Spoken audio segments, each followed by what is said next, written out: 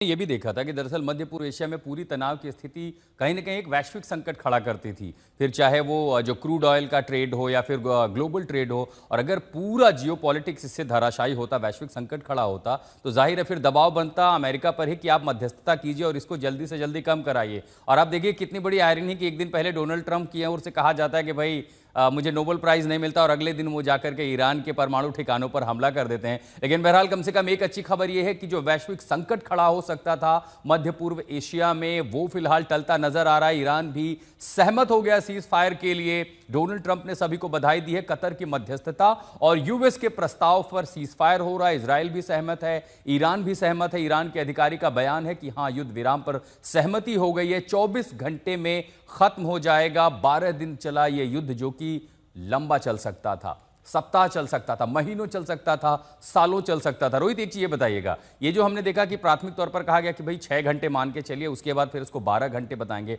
आमतौर पर युद्ध विराम की स्थिति ऐसी होती है, पहले हम कुछ घंटे देख लेते हैं कहीं किसी तरह का एस्केलेशन तो नहीं हो रहा है। इजराइल को क्या यह सहमत कर लिया गया है कि उसकी ओर से किसी तरह का मिसाइल ट्रेड नहीं होगा ईरान के ऊपर फिलहाल?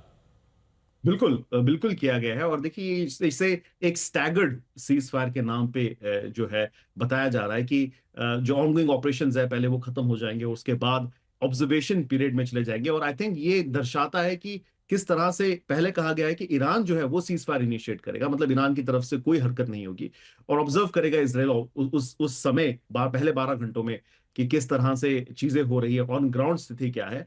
और जब इसराइल को ये लगेगा कि नहीं, दे आर इन, मतलब इसमें अब वो कोई भी इससे पीछे नहीं हटने वाले, तो Israel will also join it. तो टेक्निकली मुझे लगता है कि एक बहुत ही अलग तरीके से इसे स्ट्रक्चर किया गया है। लेकिन मोटा मोटी बात तो यही है कि with in next couple of hours, क्योंकि अब 2-2.5 घंटे हो चुके हैं, उसके बाद ये सारे ऑपरेशंस जो हैं वो सीज हो जाएंगे, और हम एक स्टैगर्ड सीज फायर में जाएंगे, जहां पे 24 घंटे बाद एक अगर बार कोई भी तस्वीरें भी दिखाते हैं रोहित, जरा तेहरान में देखिए किस तरह से युद्ध विराम के बाद वहां पर जश्न का माहौल है। ईरान को ऐसा लगता है कि शायद उसे जीत मिली। और खासकर अगर मध्य पूर्व एशिया में तस्वीरों के नजरिए से देखें, ऑप्टिक्स के नजरिए से देखें, तो ये बड़ी बात है कि ईरान ने अमेरिकी सैन्य ठिकानों को निशाना बनाया। और जहां ये संभावना थी कि ऐसी स्थिति के बाद कहीं ऐसा ना हो जो कि हम इराक में देख चुके हैं, अफगानिस्तान में देख चुके हैं, सीरिया में देख चुके हैं, पश्चिम खासकर मध्य पूर्व एशिया के अलग अलग देशों में देख चुके हैं, ऐसी स्थिति यहां तो नहीं होगी। लेकिन उसके उलट दरअसल डोनाल्ड ट्रंप का बयान आता है कि आखिर देखिए कि कैसी स्थिति बनती है कि डोनाल्ड ट्रंप कहते हैं कि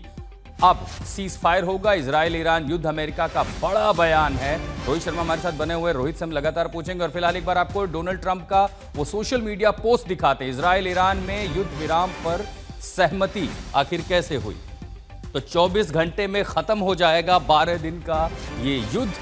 और अब उसके बाद 6 घंटों पहले एक बार जो ऑब्जर्वेशन समय है वो है, ये देखिए डोनाल्ड ट्रंप ने क्या कहा, सभी को बधाई। और ये social media post Donald Trump ने जो लिखा था कि सभी को बधाई, इजराइल और ईरान के बीच पूरी तरह से युद्ध विराम पर सहमति बन गई है। अगले 6 घंटे में इजराइल ईरान अपने अंतिम मिशन पूरा कर लेंगे, तब युद्ध विराम प्रभावी हो जाएगा। आधिकारिक तौर पर ईरान युद्ध विराम की शुरुआत करेगा। 12वें घंटे में इजराइल युद्ध विराम की शुरुआत करेगा।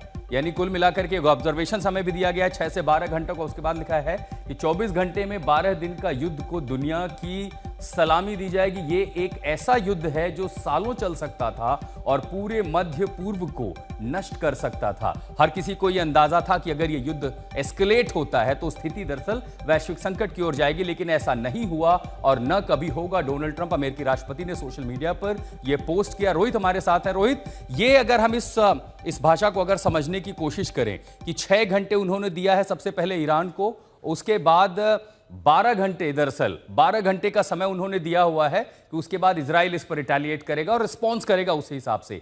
इसको अगर हम समझिए, जो बफर जोन दिया हुआ है, इसके मायने क्या है? ये जो समय को हम देखें अगर ऑब्जर्वेशन टाइम, इसके मायने क्या है? देखिए, ये जो अगेन जो जो फर्स्ट 6 आवर्स की बात है, जिसमें कहा जा रहा है कि इसके बाद से सीज फायर के शुरू होगा।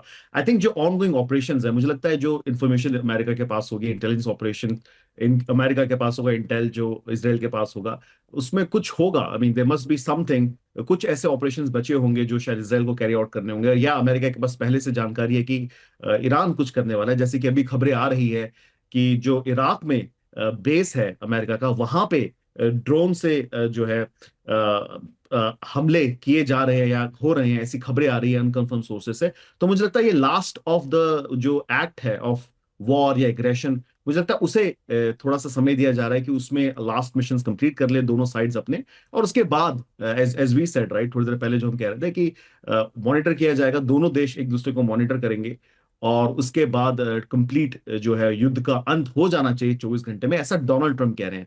लेकिन हमें again we have to take it with little of caution.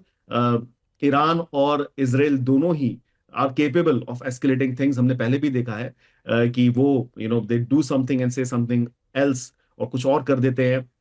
तो थोड़ा देखना होगा, लेकिन फिलहाल अग्रीमेंट इस बात पे जरूर है कि अगर जी। इसराइल रुक जाता है तो ईरान रुकने को तैयार हो, अगर ईरान रुकने को तैयार है तो इसराइल रुकने को तैयार है। तो इसीलिए हमें देखना होगा कि ऑब्जर्वेशन समय में जो शर्तें हैं क्या उसका पालन दोनों देश कर रहे हैं। अब तक क्या हुआ ये भी आपको दिखाते, रोहित आप हमारे साथ बने रहें। तो 6 घंटे का समय ईरान के पास, उसके बाद 12 घंटे का समय इसराइल के पास। तो अमेरिका पर ईरान ने जवाबी हमला किया। रात करीब 10 बजे थे, कतर में अल उदीद एयरबेस पर ईरान ने मिसाइलें दागी, और यह बाद में कहा कि जितनी मिसाइलें ईरान के परमाणु ठिकानों पर अमेरिका ने दागी थी उतनी ही मिसाइलों से हमने हमला किया। अमेरिका से बदला पूरा हुआ, इजराइल ने कहा। और उसके बाद इजराइल ने क्या कहा ये सुनवाते हैं। हमने उतनी ही मिसाइलें बरसाई जैसे हमने बताया कोई। और उसके बाद वॉशिंगटन डीसी में ट्रंप ने आपात बैठक बुलाई। अमेरिका कतर को हमले की सूचना पहले दी गई, ये ईरान ने कहा। ये पूरा जो टाइमलाइन हम आपको बता रहे हैं कि जो बीती रात हुआ है। उसके बाद वॉशिंगटन में ट्रंप ने वहां बैठक बुलाई, ईरान ने तुरंत कहा कि इसकी जानकारी कतर को दे दी गई थी।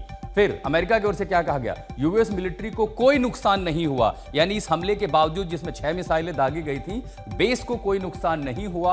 और उसी के साथ साथ ईरान पर जवाबी हमला नहीं करेंगे, यह भी फिर बयान आता है। कतर में भारत, अमेरिका, ब्रिटेन ने एडवाइजरी जारी की। कतर में नागरिकों से सावधानी बरतने की अपील की गई। यूएस स्टेट डिपार्टमेंट ने कहा